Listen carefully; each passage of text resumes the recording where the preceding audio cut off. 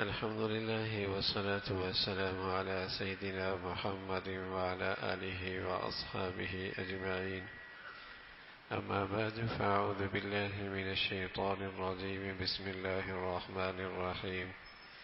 فقلت استغفروا ربكم إنه كان غفارا يرسل السماء عليكم مدرارا ويمددكم بأموال وبنين ويجعل لكم جنات ويجعل لكم أنهارا.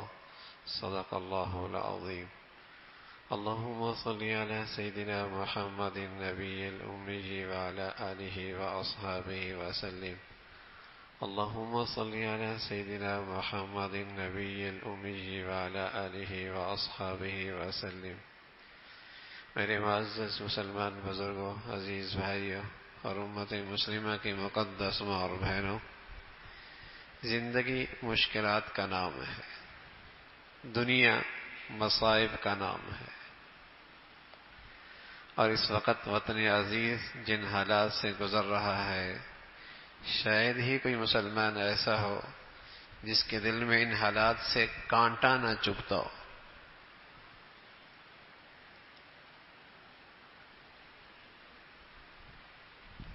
ایک بے چینی کی کیفیت ہے، ایک تکلیف دہ حالات ہیں۔ کتنے مسلمان تکلیف اور آزمائش میں، سیلاب، طوفان، پھر ملکی حالات، عدم استحکام، انتشار، ہماری شامت اعمال کہ کیسے لوگوں کے پیچھے یہ قوم چل پڑی ہے، کن کے ہاتھوں میں ہماری قومی معاملات اور قومی ذمہ داریاں ہیں، شامت اعمال ہیں، لیکن پریشان ہر قسم کا طبقہ ہے۔ تو زندگی مشکلات کا نام ہے، دنیا مصائب کا نام ہے، اور ان حالات کے اندر بھی تو میرے عزیزو، پیارے رسول صلی اللہ علیہ وسلم نے بتایا کہ ہر مشکل کا حل استغفار میں ہے، ہر مشکل کا حل استغفار میں۔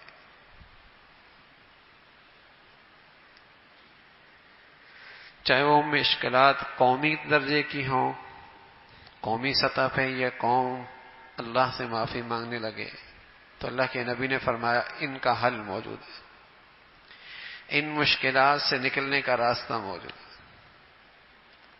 انفرادی اور نجی زندگی میں آدمی مشکلات کا شکار ہے اور اللہ تعالی سے سچی معافی مانگنے لگ جائے، اللہ اسے مشکلات سے نکال دے۔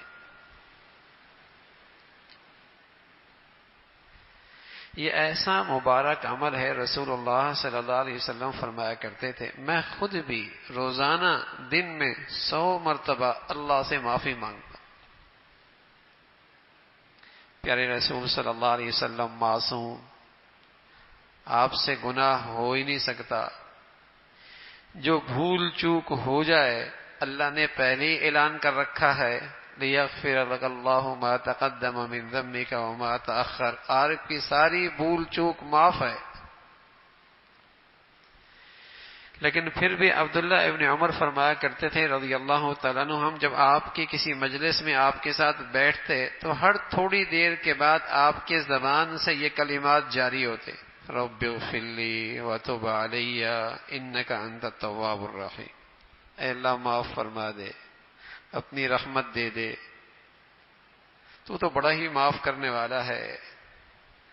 تو عبداللہ ابن عمر فرمایا کرتے تھے رضی اللہ تعالیٰ عنہ، ہم جب آپ علیہ الصلوۃ والسلام کی مجلس میں ہوتے تو ہر تھوڑی دیر کے بعد آپ کی زبان سے یہ کلمات جاری ہوتے، رب اغفر لی وتب علی انک انت التواب الرحیم، رب اغفر لی وتب علی انک انت التواب الرحیم۔ اپنی امت کو سبق دیا کہ یہ تمہارا نسخہ زندگی بھر کام آنے والا ہے، اور آپ علیہ الصلوۃ والسلام نے بشارت سنائی کہ کل جس کے صحیفہ اعمال میں استغفار کی کثرت ہوگی وہ صحیفہ اسے خوش کر دے گا، اس کو نامہ اعمال اسے خوش کر دے گا۔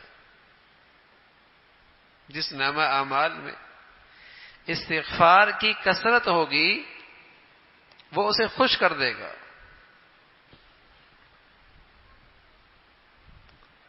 مشکلات ختم ہوتی ہیں، مصائب سے حفاظت ہوتی ہے، نجات ملتی ہے.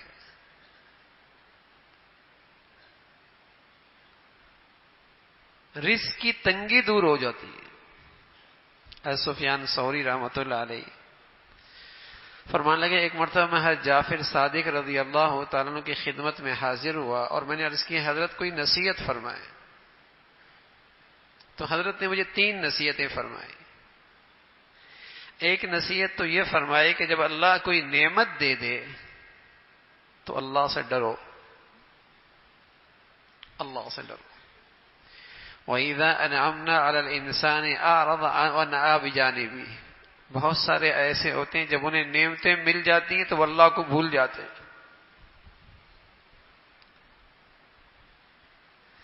بہت سارے ایسے ہیں جنہیں اللہ نعمتیں دیتا ہے پھر وہ اللہ کو بھول ہی جاتے ہیں.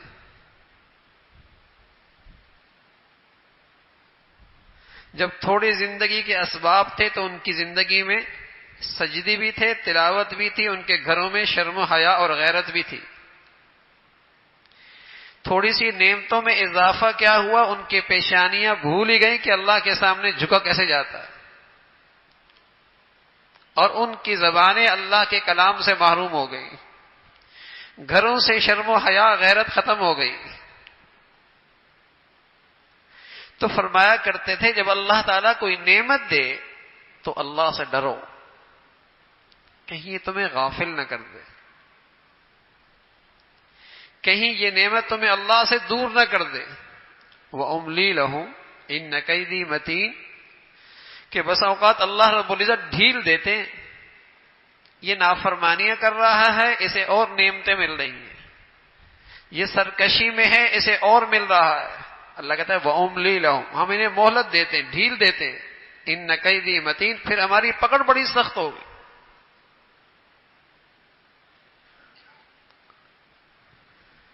تو جعفر صادق فرمانے لگے جب اللہ کوئی نعمت دے دے تو اللہ سے ڈرو، اللہ سے ڈرو. شکر بھی کرو اس نعمت کا، لیکن یہ خوف بھی رہے کہیں اس نعمت کی ناقدری نہ ہو. رسول اللہ صلی اللہ علیہ وسلم دعا اپنی امت کو دعا دے گئے کہ یہ دعا کیا کرو اللہم انا نعوذ بک من زوال نعمتک. اللہ تیری پناہ میں آنا چاہتا ہوں کہ میری یہ نعمت کہیں چلی نہ جائے. وتحول عافیتک، جو آپ نے مجھے عافیت کی زندگی دے رکھی ہے کہ میں اس سے محروم نہ ہو جاؤں. تو نعمت کا ملنا ایک امتحان ہوتا ہے،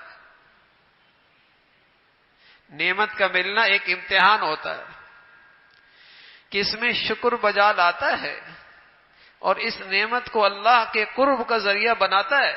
ایک امتحان ہوتا ہے، یا اس نعمت سے سرکشی میں مبتلا ہے، گناہوں میں مبتلا ہوتا ہے، اللہ سے اور غافل ہوتا ہے. ایک امتحان ہوتی ہے نعمت. اس خیال میں نہ رہے کہ صرف مصائب ہی آزمائش اور امتحان ہوتے ہیں، نعمتیں بھی امتحان ہوتی ہیں.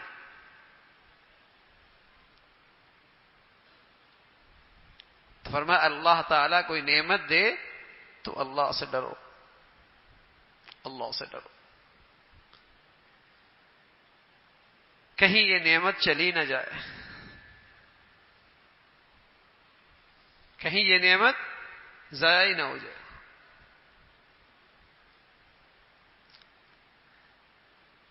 قسم قسم کی اللہ نے نعمتیں دے رکھی ہیں، قسم قسم کی نعمتیں.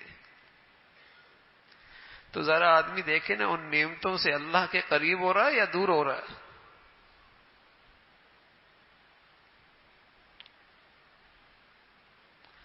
دوسری نصیحت فرمائی کہ جب رزق میں تاخیر ہو رہی ہو،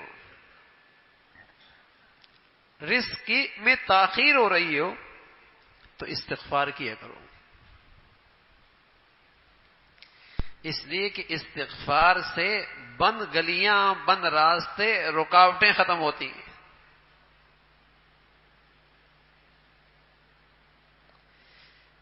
آمد رزق کی رکاوٹیں ختم ہوتی ہیں. استغفار کیا کرو. اب لوگ کہتے ہیں نا بندش ہو گئی، ہم انہیں کہتے ہیں بھئی اللہ سے معافی مانگ لو، تو فوراً وہ کہتے ہیں ہم نے تو کوئی گناہ کیا ہی نہیں.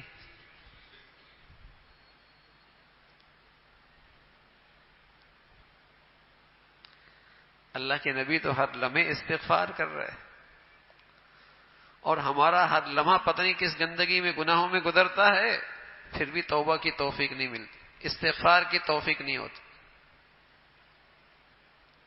حالانکہ اس پرفتن دور میں جہاں آنکھوں کو پناہ نہیں، کانوں کی حفاظت نہیں، زبان میں احتیاط نہیں، پھر بھی آج مسلمان سمجھتا ہے مجھے استغفار کی ضرورت کوئی نہیں.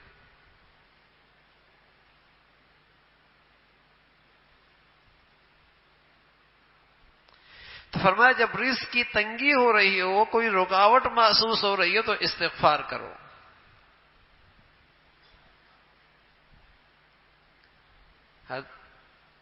نوح علیہ الصلوۃ والسلام نے اپنی قوم سے کہا فَقُلْتُ اسْتَغْفِرُوا رَبَّكُمْ إِنَّهُ كَانَ غَفَّارًا. اپنے اللہ سے معافی مانگو، استغفار کرو، وہ بڑا معاف کرنے والا. اس استغفار پہ دے گا کیا؟ یرسل السماء علیکم مدرارا، رحمت کی برسات دے گا، رحمت کی بارشیں دے گا. وَيُمْدِدْكُمْ بِأَمْوَالٍ وَبَنِينَ، اللہ تمہارے مال و اولاد میں اضافہ فرمائیں گے. سبحان اللہ. ایک اللہ کا پیغمبر ہے، اور اللہ کا پیغمبر وہی کچھ کہتے ہیں جنہیں اللہ کہتے ہیں، اور پھر اللہ نے اس کلام کو اپنا کلام، کلام اللہ، یہ کلام اللہ میں اللہ کا کلام. استغفار کرو. وَيَزِدْكُمْ قُوَّةً إِلَىٰ قُوَّتِكُمْ، تمہاری صحت اچھی ہو جائے گی، تمہاری صحت اچھی ہو جائے گی. معافی کا صحت سے کیا تعلق ہے؟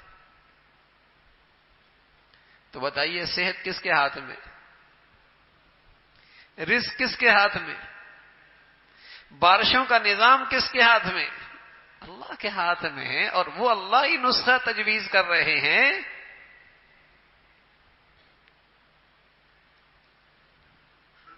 وَيُمْدِدْكُمْ بِأَمْوَالٍ وَبَنِينَ، استغفار کرو گے تمہاری مال و دولت میں اضافہ ہوگا، اور تمہاری اللہ رب العزت باغات کا نظام بنا دیں گے، نہریں جاری ہو جائیں گی، کھیت سرسبز ہو جائیں گے.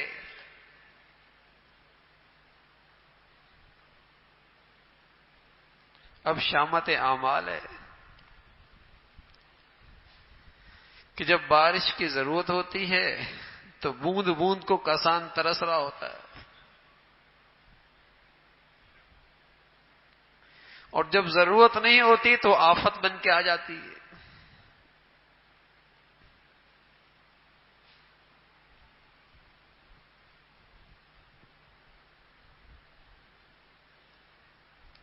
تو استغفار، معافی مانگنے سے، استغفار سے مشکلات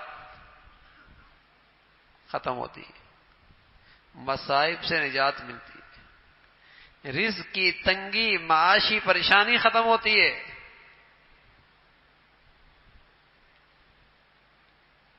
پھر رسول اللہ صلی اللہ علیہ وسلم نے فرمایا آدمی کے دل پہ زنگ لگتا ہے جیسے لوہے پہ زنگ لگتا ہے. آدمی کے دل پہ زنگ لگتا ہے جیسے لوہے پہ زنگ لگتا ہے. آنکھوں کا موتیا ہوتا ہے نا، دل کی آنکھوں کا موتیا گناہوں کا زنگ ہے. کلا بل ران علی قلوبہم ما کانوا یکسبون، ان گناہوں نے اس کے دل کو زنگدار زنگ آلود کر دیا، دلوں پہ زنگ لگ گیا، آنکھوں پہ موتی آ جائے، ہموار زمین ہو، گڑا ہو، پتہ کوئی نہیں لگتا، بس اوقات نظر ہی نہیں آتی. چیزوں کی پہچان ختم ہو جاتی ہے، چیزوں کی پہچان ختم ہو جاتی ہے. اللہ حفاظت فرمائے. جب دلوں پہ گناہوں کا زنگ لگ جاتا ہے تو ہلاکت کس میں ہے، نجات کس میں ہے، سمجھ میں نہیں آتی. رہبر کون ہے، رہزن کون ہے، فرق نہیں کر سکتا.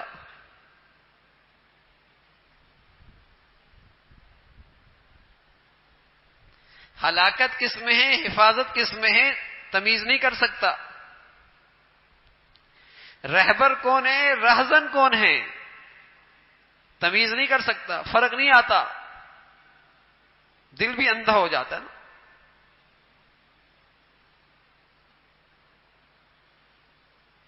یہاں بھی موتیا آتا ہے، اس پر بھی سارا زنگ آ جاتا ہے.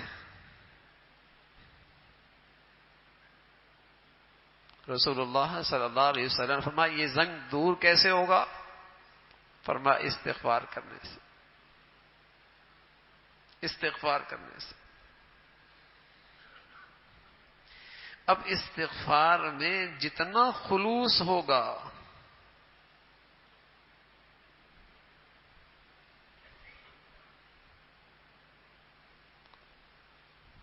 کلر ہوتا ہے نا، کلر کیمیکل ہوتا ہے، کپڑوں پہ داغ لگا ہوتا ہے،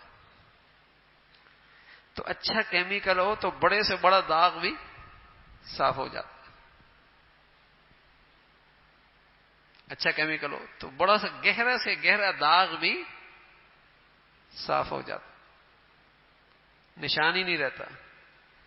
اچھا کیمیکل ہے، اس کا اثر یہ ہوا کہ داغ ختم ہو گیا. میرے عزیزو، اگر استغفار کے اندر بھی اس خلوص ہوگا، اخلاص ہوگا، سچائی ہوگی، تو پھر استغفار کی تاثیر ہوگی، دل کا سارا زنگ اتر جائے گا.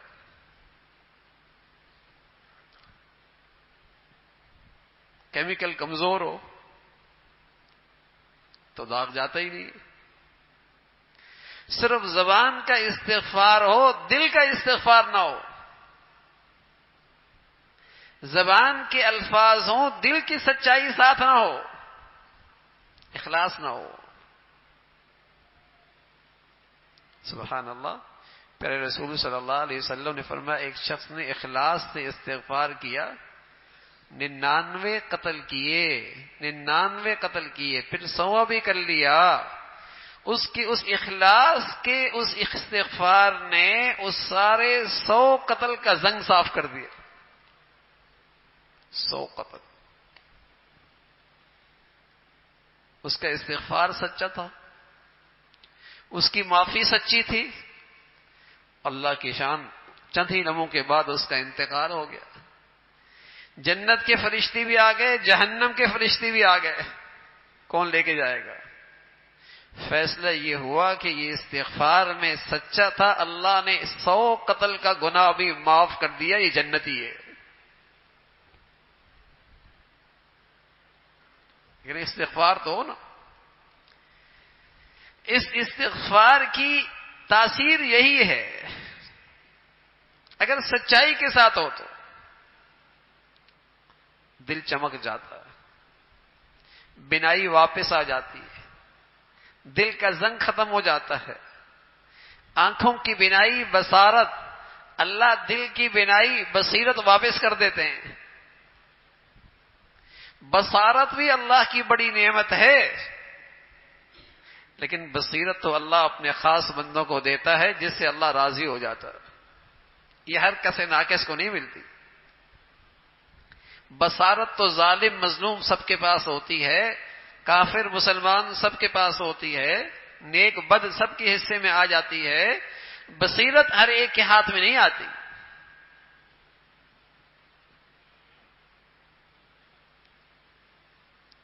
تو پیارے رسول صلی اللہ علیہ وسلم نے بتایا کہ اس سے دل کا زنگ اترتا ہے، دل صاف ہوتا،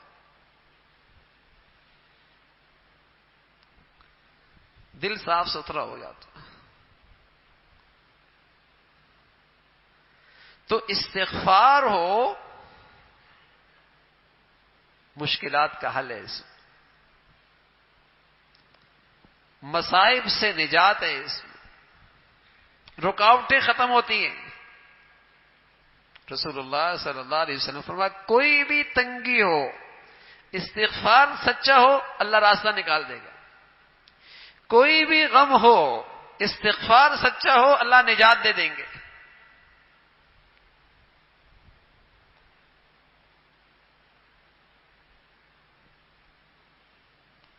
غم سے نجات مل جائے گی، رکاوٹیں ختم ہو جائیں گی، اور اللہ رب العزت رزق اور معاش کا راستہ آسان فرما دیں گے۔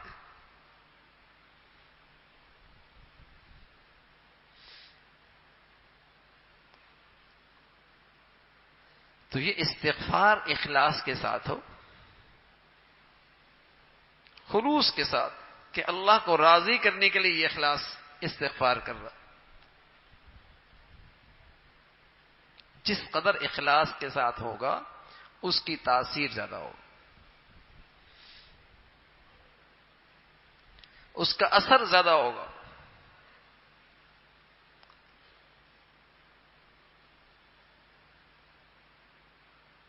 تو یہ ایک آسان نسخہ ہے اس دنیاوی زندگی کو بھی اور اخروی زندگی کو بھی آسان کرنے کا۔ دنیاوی زندگی بھی آسان اور اخروی زندگی بھی آسان، کہ ہر وقت آدمی توبہ تائب رہے، اللہ تعالی سے معافی مانگتا رہے۔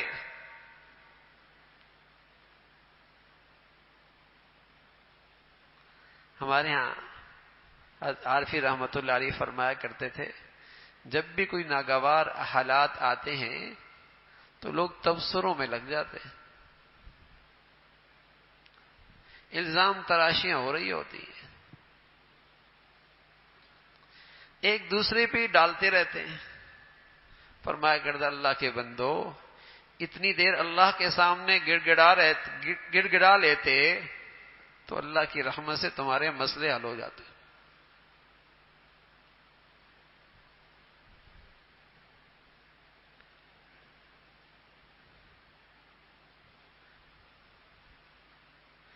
آج جو ہر طرف شامت اعمال، گناہوں کی ایک آگ ہے نا، ہر طرف گناہوں کی آگ، بے پردگی ہے، عریانی ہے، اور ایسا لگتا ہے کہ لقمہ حرام تو زندگی کا جز بن چکا ہے۔ نمازی، حاجی، بس اوقات معاملات میں صفر، معاملات میں صفر، کہ وراثت کا حق ادا کر رہا ہے، ورثاء کا صحیح حق ادا کر رہا ہے، معاملات میں دین پہ چل رہا ہے، شریعت کے مطابق کما رہا ہے، اس کی پرواہ ہی نہیں ہوتی۔ بس ایک فکر ہے کہ آنا چاہیے، اب حلال آیا ہے، حرام آیا ہے، جائز ہے، ناجائز ہے، بس میرا اسٹیٹس برقرار رہنا چاہیے۔ بس یہ حرام ایسے منہ کو لگا ہے کہ اس کا احساس بھی مٹ گیا۔ اللہ معاف فرمائے۔ رسول اللہ صلی اللہ علیہ وسلم فرمانے لگے، آدم کے بیٹے کا قدم اپنی جگہ سے معاشر کے میدان میں ہٹنے نہیں پائے گا، سرکے گا نہیں، جب تک کہ 5 سوالوں کا جواب نہ دے۔ ان میں ایک سوال ہوگا، جوانی کہاں گزاری؟ دوسرا سوال ہوگا شباب، جوانی زندگی کہاں گزاری؟ دوسرا سوال ہے شباب کہاں پرانا کیا؟ 2 سوال ہوں گے معاملات کے متعلق، 2 سوال معاملات کے متعلق۔ حالانکہ معاملات بھی زندگی کا حصہ ہے، معاملات بھی جوانی کا حصہ ہے، لیکن خاص طور پہ رسول اللہ صلی اللہ علیہ وسلم فرمانے لگے سوال ہوگا من این اکتسب وفیما انفقا، مال کمایا کہاں سے، ذرائع کون سے تھے، اسباب کون سے اختیار کیے، حلال طریقہ تھا یا حرام، جائز تھا یا ناجائز، مال کہاں سے کمایا، اور صرف بات یہاں تک نہیں، مال پھر خرچ کہاں کیا۔ آمد اور خرچ کے بارے میں خاص طور پہ سوال ہوگا۔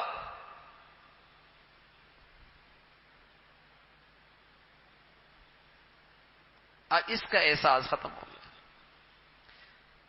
تو ہر طرف شامت اعمال کے جو یہ حالات ہیں نا، گناہوں کی آگ ہے نا،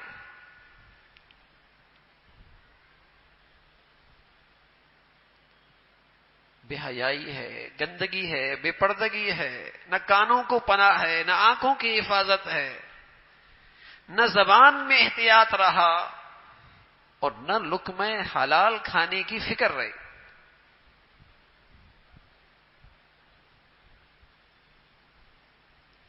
کس کا مال ہے، صحیح ہے یا غلط ہے، جائز ہے یا ناجائز ہے، سامنے والے کا حق پورا دے رہا ہوں۔ حالانکہ استغفار معافی تبھی معافی ہوگی اگر وہ معاملہ بندوں کے ساتھ ہوگا، تو یہ معافی بھی اس وقت تک قبول نہیں ہوگی جب تک کہ بندہ معاف نہ کرے۔ جب معاملے کا تعلق مخلوق سے ہو جائے گا اور کسی مخلوق کے ساتھ ناانصافی اور زیادتی ہو گئی تو استغفار نہیں ہوگا جب تک کہ وہ بندے سے معافی نہ مانگ لے، اس کا حق ادا نہ کرے، اس سے معافی نہ کرا لے۔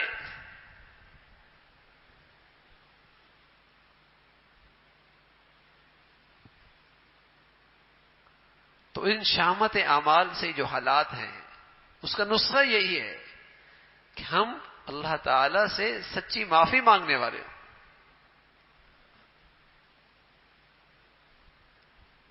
اس کی رحمت متوجہ ہو جائے، اس کا فضل ہو جائے، اس کی مہربانی ہو جائے، تو پھر آسمان سے بھی برکتیں بھیج سکتا ہے، زمین کو بھی مبارک کر سکتا ہے، اس کے لیے کیا خزانوں میں کمی ہے۔ لیکن اگر وہ ذات ناراض ہو جائے تو پھر کون کھلا سکتا ہے، پھر کون ضروریات پوری کر سکتا ہے، پھر کون مشکلات سے ہمیں نکال سکتا ہے۔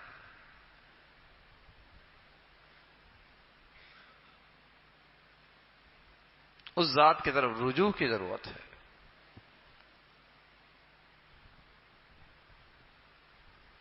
کہ اللہ تعالی سے سچی معافی ہو اور کثرت کے ساتھ معافی کے کلمات ہماری زبانوں پہ ہوں۔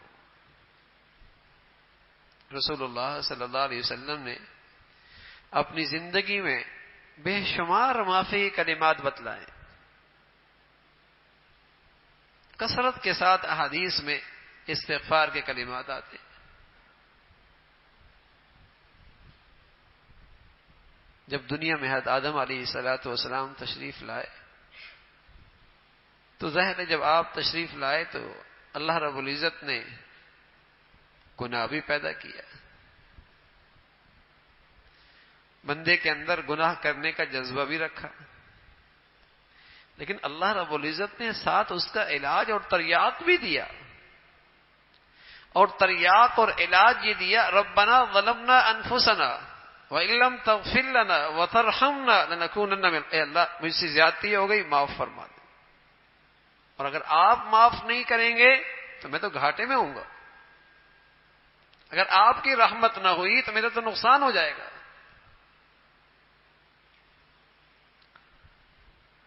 تو اللہ تعالی سے استغفار کرتے رہنا یہ ہمارے گناہوں کا تریاق ہے۔ جو آگ لگی ہے نا گناہوں کی، یہ استغفار ہی سے بجھے گی۔ اس تپش سے اگر ہم نے بچنا ہے تو استغفار کرنا ہوگا۔ اب دیکھو نا، اگر گھر کے اندر اچھا گھر ہو اور بڑا گھر ہو اور اس گھر میں سب کچھ میسر ہو، دنیاوی لحاظ سے کسی چیز کی تنگی نہ ہو، لیکن قسم خدا کی اگر اس گھر میں گناہوں کی آگ لگی ہے اور اللہ کی نافرمانی ہو رہی ہے، دنیاوی لحاظ سے سب کچھ میسر ہے، تب بھی اس کی زندگی میں اس گھر میں سکون نہیں ہوگا. یہ پتھر پہ لکیر ہے. گناہ کی آگ کی تپش وہ محسوس کرے گا، وہ عجیب تکلیف میں زندگی گزار رہا ہوگا. آج میں پڑھ رہا تھا، اپنے ملک کے بارے میں پڑھ رہا تھا کہ یہاں خودکشیوں کا ریشو بڑھتا چلا جا رہا ہے. اور اللہ کی شان، یہ خودکشی کرنے والی جو مخلوق ہے وہ کوئی 50 سال کی نہیں ہے جس پر معاشی بوجھ ہو، 60 سال کی نہیں ہے جس پر اولاد کی ذمہ داریاں بھی آ گئی ہوں. یہ زیادہ تر وہ مخلوق ہے جس کی عمر 18 سال سے لے کر 28 سال تک.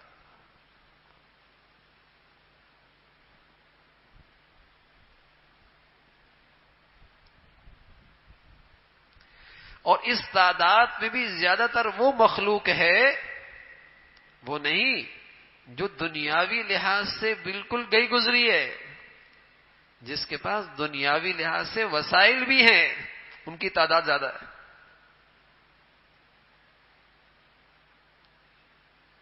اس لیے کہ گناہوں کی تپش سکون نہیں لینے دیتی، گناہوں کی تپش سکون نہیں لینے دیتی.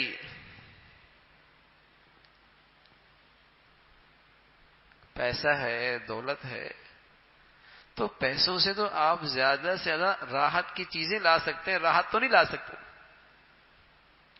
سکون کا سامان لا سکتے ہیں، سکون تو نہیں لا سکتے نا. گھر میں اولاد کے لیے سب کچھ لا سکتے ہیں، لیکن اولاد کے دل میں باپ کی عظمت، احترام پیسہ تھوڑی آتا ہے. بیوی کے لیے جولری لا سکتے ہیں، لیکن بیوی کے دل کے اندر شوہر کا احترام پیسہ تو نہیں آتا. عورت پیسوں سے اپنا حسن نکھار سکتی ہے، لیکن شوہر کی آنکھوں میں اس کی قدر آ جائے، یہ پیسوں سے تو نہیں آتا. پیسوں سے تحفے تحائف آ سکتے ہیں، لیکن محبتیں پیسے سے تو نہیں آتی.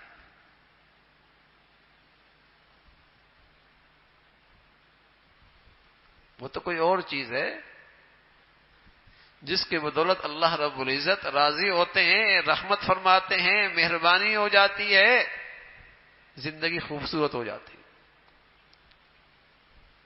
اور اس کا آسان نسخہ ہے میرے عزیزو، کثرت سے اللہ تعالی سے سچی معافی مانگ. استغفار اس کا حل ہے.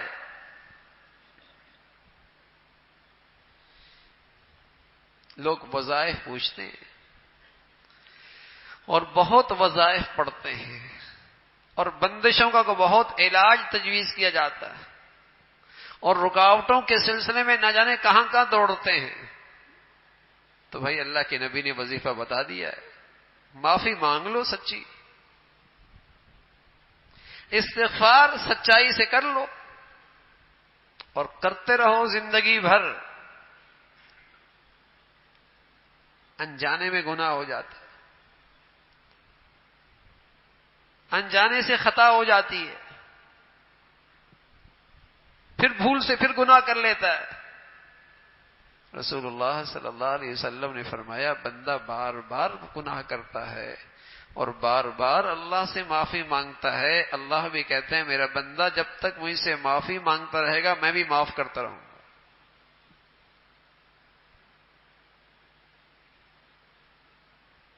اس میں کمی نہ کرے.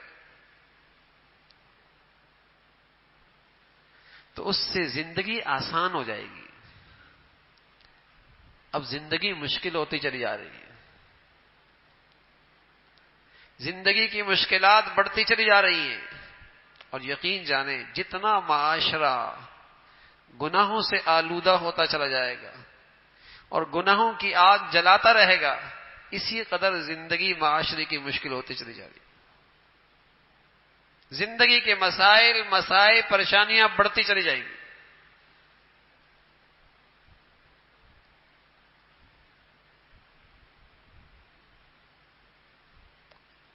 یہ تو اللہ نے کہا ہے، فَإِنَّ لَهُ مَعِيشَةً ضَنْكَا، جو شخص بھی میری فرمانبرداری سے منہ موڑے گا، جو شخص بھی میری فرمانبرداری سے منہ موڑے گا، ہم اس کی زندگی تنگ کر دیں گے۔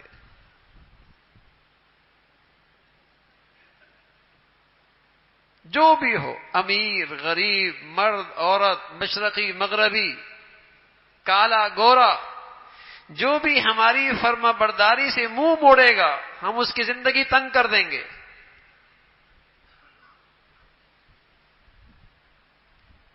وہ اپنی زندگی سے تنگ آ جائے گا۔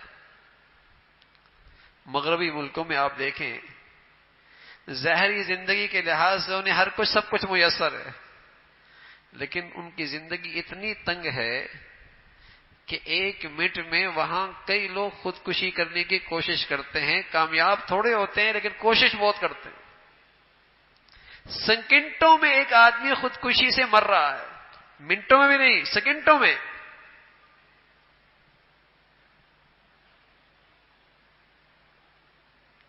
بظاہر ظاہری نقشہ زندگی کے لیے بڑا پرکشش ہے، لیکن اللہ کی بات سچی ہے نا، وَمَنْ أَعْرَضَ عَنْ ذِكْرِي فَإِنَّ لَهُ مَعِيشَةً ضَنْكَ، جو ہماری فرما برداری سے منہ موڑے گا، ہم اس کی زندگی تنگ کر دیں گے۔ اپنی زندگی سے تنگ آ جائے گا۔ آج کا نوجوان زندگی سے تنگ ہے، خودکشی کر رہا، زندگی سے تنگ ہے، نشہ کر رہا۔ یہ کیا چیز ہے؟ زندگی سے تنگ ہے نا۔ اور یہ زندگی سے کیوں تنگ ہے؟ پیسہ نہیں ہے، گاڑی نہیں ہے، کوٹھی نہیں ہے، بنگلہ نہیں ہے، معاش نہیں ہے، نا۔ اس تنگی کی وجہ قرآن نے بتائی ہے، اس کی زندگی میں اللہ کی فرما برداری نہیں ہے۔ نا فرمان آدمی کی زندگی تنگ ہوگی، اور اگر غریب فرما بردار ہے، سبحان اللہ، اس کے دل کو سکون ہوگا۔ تطمئن القلوب، کوئی بھی ہو فرما بردار ہوگا، مطمئن رہے گا، سکون سے رہے گا۔ نافرمان کو یہ سزا ملے گی، اس کی زندگی تنگ ہو جائے گی۔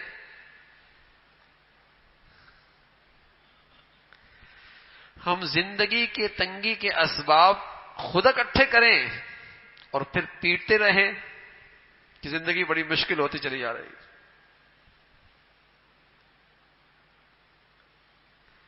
ہم زندگی کی تنگی کے اسباب وسائل گھر میں خود اکٹھے کریں اور پھر پیٹیں کہ زندگی بڑی مشکل ہوتی چلی جا رہی ہے۔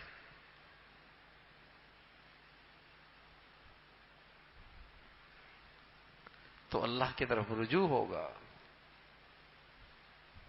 سچی معافی ہوگی، تو اللہ اس تنگی سے، اس مشکل سے، مصائب سے نجات نصیب فرما دے۔ لیکن استغفار سچا ہو، معافی سچی ہو۔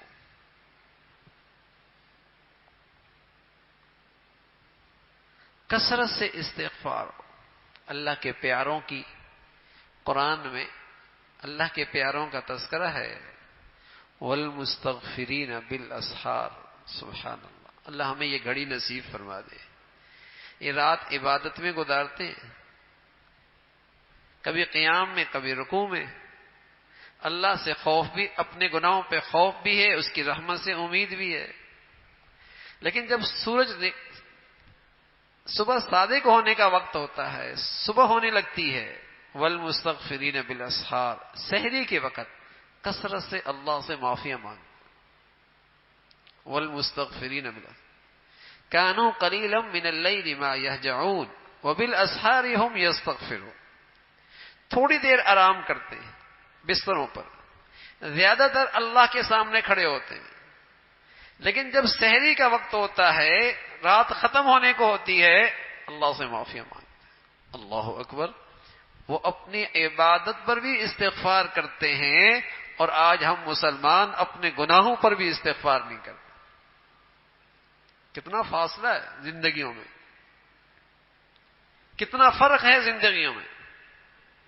وہ اپنی عبادت میں بھی استغفار کر رہے ہیں، رات عبادت میں گزر رہی، اللہ کے سامنے مناجات ہو رہی، سجدہ ہے، رکوع ہے، قیام ہے، اور آخر میں استغفار ہے.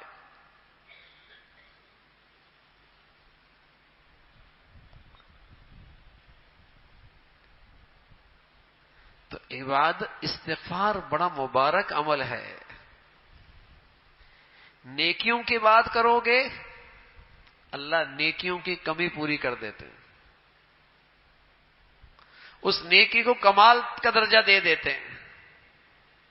خطاؤں اور گناہوں پہ کرو گے، اللہ رب العزت اس کو معاف فرما دیں گے.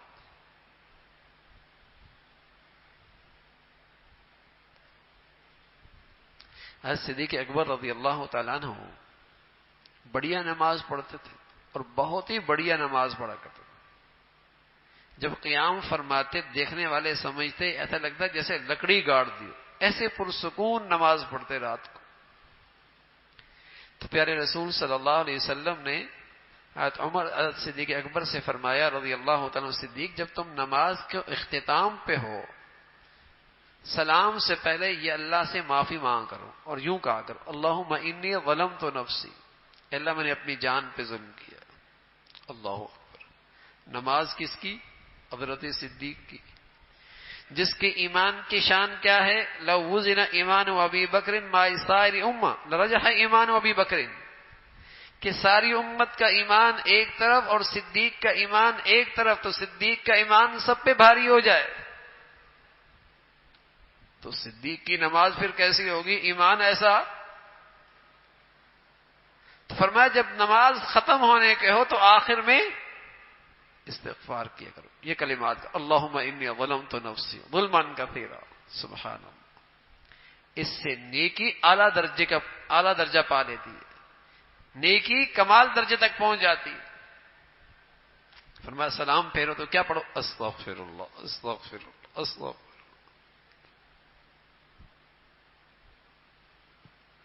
تو وہ بڑا خوش نصیب آدمی ہوتا ہے جس کے نامہ اعمال میں کثرت سے استغفار ہو. بڑا خوش نصیب ہے،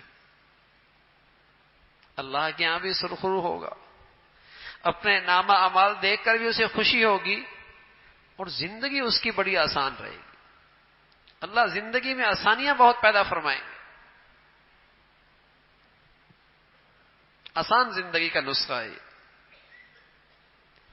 کہ ہماری زندگی میں اللہ تعالی کے دربار میں معافی زیادہ ہو، استغفار کی کثرت ہو.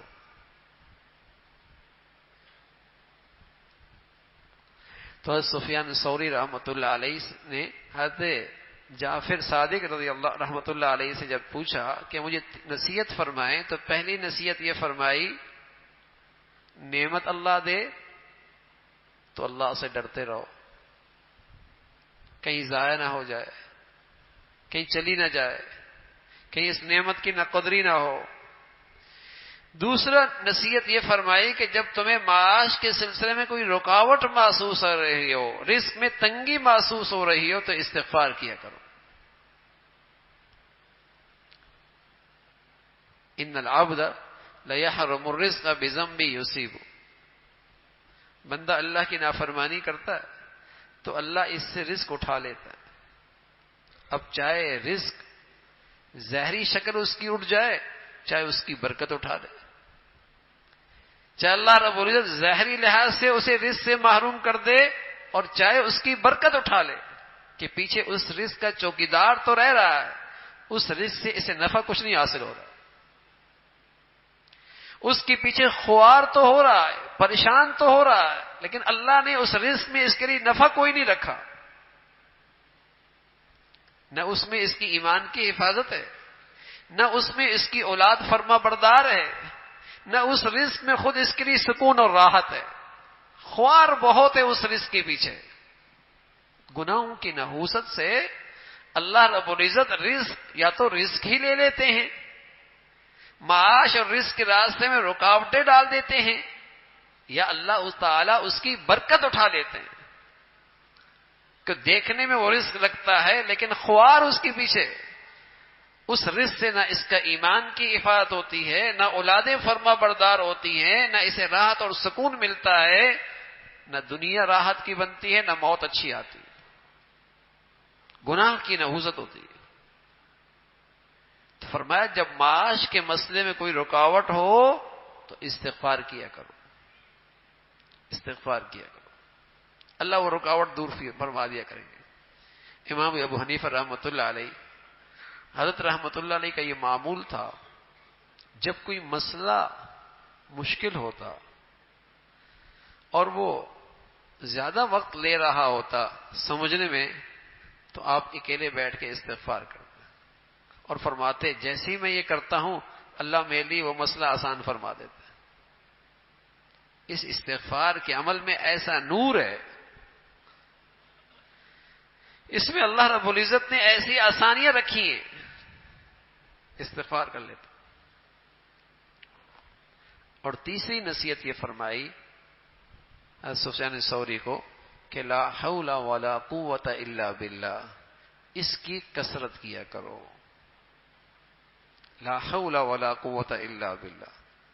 حضرت مفتی شفیع صاحب رحمۃ اللہ علیہ میں لکھا کہ مشکلات میں اس کا ورد اور اس کا ان کلمات کا ذکر آدمی کے لیے بہت آسانیاں لے کے آتا. لا حول ولا قوت الا باللہ. اس میں در حقیقت بندہ اپنے اللہ کے سامنے اپنی عاجزی، اپنی انکساری، اپنی عبدیت کا اعتراف کرتا ہے، اظہار کرتا ہے. اللہ تیری قدرت کے بغیر تو کچھ نہیں ہونا، تیرے فضل اور مہربانی کے بغیر تو کچھ نہیں ہونا. کیا میری کوشش اور کیا میری محنت، کیا میری تدبیریں اور کیا میرے اسباب، ان سب میں تاثیر تو تب آئے گی جب آپ چاہیں گے تو، ورنہ تو میری ساری محنت بھی دھری کی دھری، منصوبہ بندی بھی دھری کی دھری، ساری پلاننگ فیل. بس اے اللہ میں تیرا بندہ عاجز ہوں، لا حول ولا قوت الا باللہ، تیری توفیق کے بغیر کچھ نہیں ہوتا. تو استغفار کی کثرت ہو، لا حول ولا قوت الا باللہ العلی العظیم. ان کلمات کی برکت سے اللہ رب العزت مشکلیں آسان فرما دیتے، مشکلیں آسان فرما دیتے. ان کلمات میں یہ تاثیر رکھی ہے. اور اللہ کے نبی صلی اللہ علیہ وسلم نے اس کے نتائج بتائے کہ جو یہ مانگتا ہے اللہ اس کے لیے یوں آسانیاں پیدا فرماتے ہیں. تو میرے عزیزو، انفرادی زندگی، اجتماعی زندگی، گھریلو زندگی، قومی زندگی، ان مسائل کا حقیقی حل اور ان پریشانیوں سے نکلنے کا جو واحد اور جسے کہیں اللہ کے نبی صلی اللہ علیہ وسلم نے جو راستہ بتایا ہے وہ استغفار کی کثرت ہے. زمانہ جاہلیت میں مشرک کافر، مکہ کا مشرک، وہ بھی استغفار کیا کرتا تھا. اور جب وہ حج کرتے تھے، اگرچہ حج ان کا اپنے انداز سے ہوتا تھا، تو کہتے تھے غفرانک، غفران، اے اللہ معاف کر دے، اے اللہ معاف کر دے، اے اللہ معاف کر دے. تو اس استغفار کی وجہ سے اللہ رب العزت نے انہیں دنیاوی آفات سے محفوظ رکھا تھا،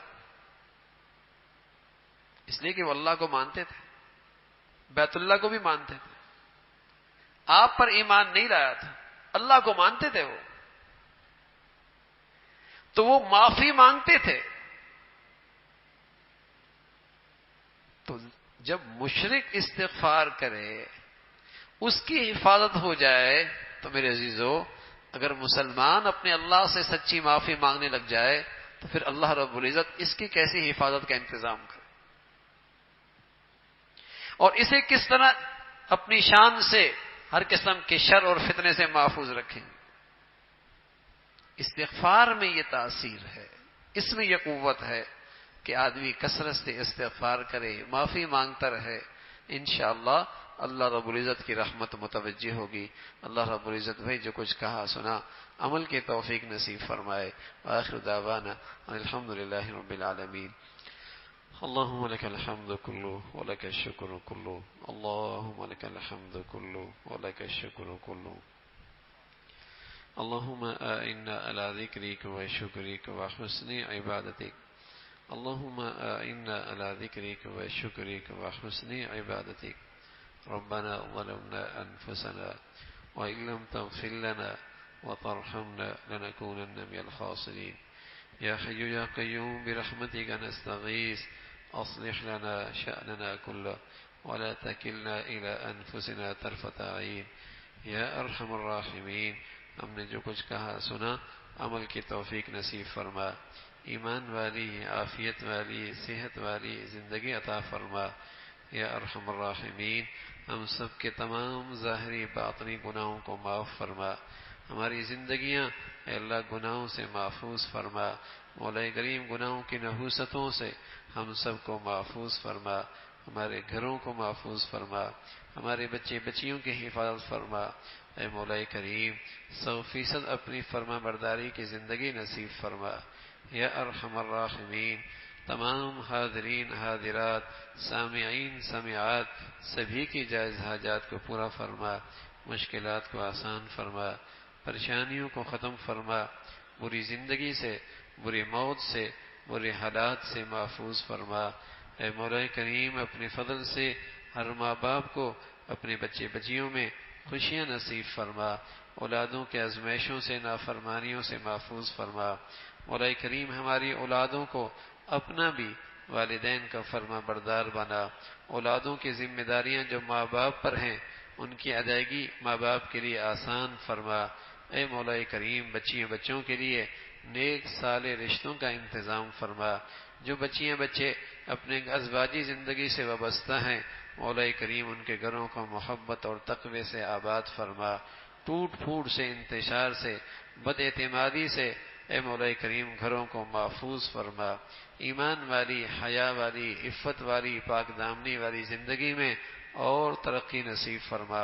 اے مولا کریم حلال نصیب فرما. برکت والا عطا فرما. حرام سے ہمیں محفوظ فرما. ہماری اولادوں کو محفوظ فرما. ہمارے گھروں کو حرام کی نحوست سے محفوظ فرما. اے مولا کریم اپنے فضل سے ہر آنے والا دن ایمان عافیت کے لحاظ سے بڑھیا نصیب فرما. موذی امراض سے محفوظ فرما. اسپتالوں کی زندگی سے حفاظت فرما. اچانک موتوں سے محفوظ فرما. مولا کریم کلمے والی موت نصیب فرما. ایمان والی زندگی موت عطا فرما. اے مولا کریم کل قیامت میں اپنے پیاروں میں شامل فرما. اپنے مقبول بندوں میں کھڑا فرما. اپنے فضل سے، اپنے کرم سے ہم سب کے حال پہ رحم فرما. مولا کریم ساری امت مسلمہ کے حال پہ رحم فرما. مسلمانوں کو نیک صالح قیادت نصیب فرما.